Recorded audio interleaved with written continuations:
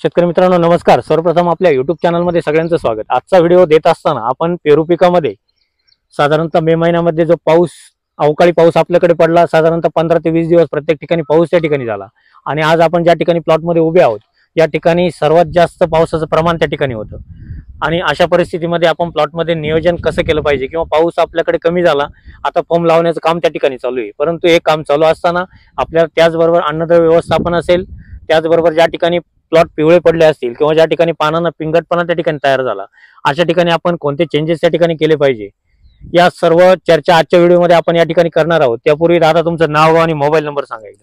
माझं नाव अंकुश ज्ञानेश्वर वावजानी, राहणार मानोरी खुर्द, तालुका निफाड, जिल्हा नाशिक। माझा मोबाईल नंबर आहे 9503 957573। या प्लॉट मध्ये आपण सुरुवातीला व्हिडिओ दिला होता ज्यावेळेस आपल्याकडे फुल मिलीबग होता, त्यानंतर निमॅटोडचा प्रॉब्लेम बऱ्याच प्रमाणात होता, बरोबर? झाड छोटे छोटे होते त्यावेळेस आपण व्हिडिओ दिलेला आहे, बरोबर आहे? आज जर बघितलं किती फॉर्म लागतील आपल्या प्लॉट मध्ये?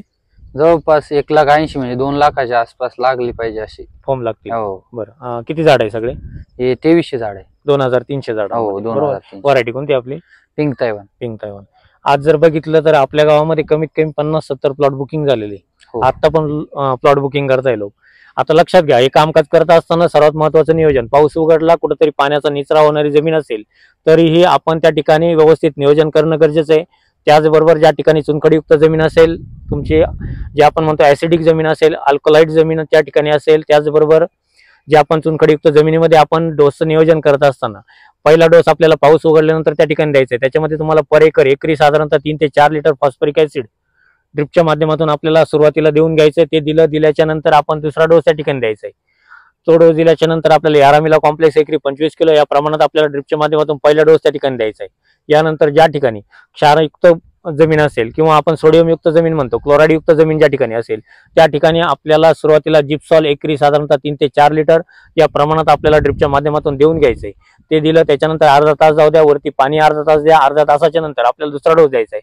त्याच्यामध्ये आपल्याला सल्फर एकरी 2 किलो घ्यायचे, लक्षात घ्या, व्यवस्थित पद्धतीने डोस घ्यायचा आहे। सल्फर आपल्याला एकरी 2 किलो घ्यायचे, त्यासोबत आपल्याला चिलेटेड झिंक 1 किलो आणि एड्डा फेरस म्हणजे फेरस 6% आपल्याला 1 किलो ड्रिपच्या माध्यमातून आपल्याला देऊन घ्यायचंय। हे दोन डोस आपल्यासाठी फार महत्वपूर्ण होणार आहे।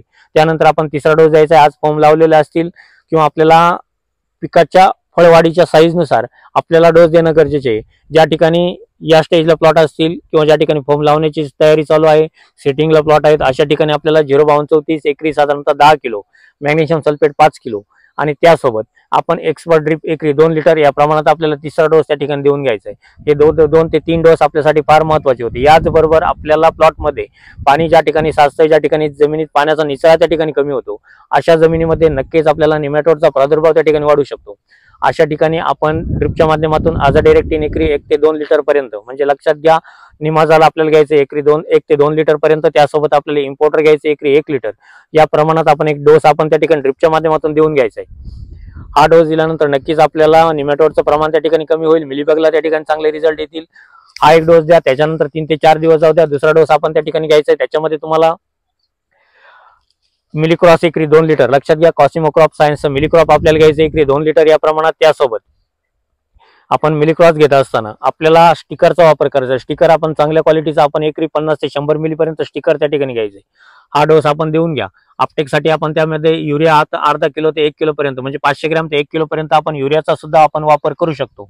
आता हे डोस दिले त्यानंतर आपण एक डोस, आपल्याला जर आपल्याकडे नायट्रोजनचं प्रमाण जास्त वाटत असेल तर आपण नक्कीच त्या ठिकाणी फिनिक्स कंपनीचं 0054 जे मिक्सोब्रॅक्स नावाने येतं, त्याच्यामध्ये आपल्याला साधारणतः 0054 एकरी 20 लिटर या प्रमाणात आपल्याला ड्रिपच्या माध्यमातून देऊन घ्यायचे। हे डोस आपण जर व्यवस्थित पद्धतीने दिले तर आपल्याला चांगली सेटिंग, आपल्याकडे चांगल्या पद्धतीची काळोखी आणि व्यवस्थित पद्धतीचं नियोजन आपल्याला करता येईल। याचबरोबर आपण साधारणतः हे स्प्रे झाल्याच्या नंतर आपण परत एकदा काळोखीसाठी आपण 2 स्प्रे घ्यायचे।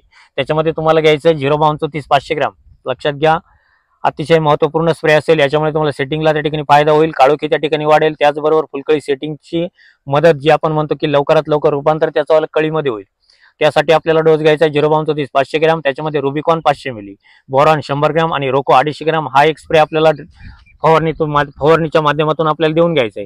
हे करत असताना फॉर्म लावण्याच्या अगोदर मी तुम्हाला मागच्या व्हिडिओमध्ये सांगितलं होतं की आपण डेलिगेट आपल्याला घ्यायचंय 200 लिटर पाण्यासाठी 100 ml, स्कोअर घ्यायचं 100 मिली हे एक फवारणी आपण काढून घेणं गरजेची आहे.